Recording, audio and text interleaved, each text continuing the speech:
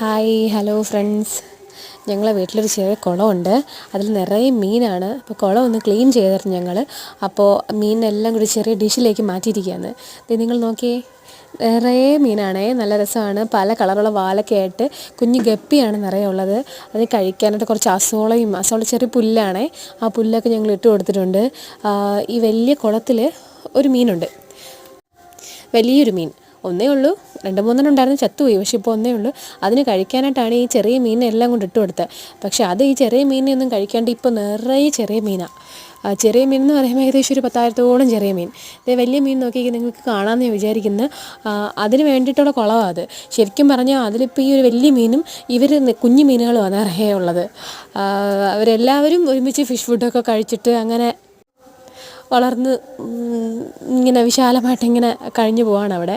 അപ്പോൾ ഞങ്ങളത് ക്ലീൻ ചെയ്തിട്ട് കുറച്ചായി. അപ്പോൾ അത് ക്ലീൻ ചെയ്തപ്പോഴേക്കും എടുത്തൊരു വീഡിയോ ആണിത്.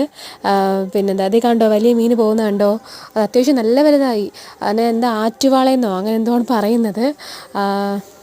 പിന്നെ ഈ ചെറിയ ബക്കറ്റിൽ നിന്ന് ബാക്കിയുള്ള മീനിനെയൊക്കെ അത് നല്ല വെള്ളത്തിലേക്ക് ആക്കി വിടുകയാണ്.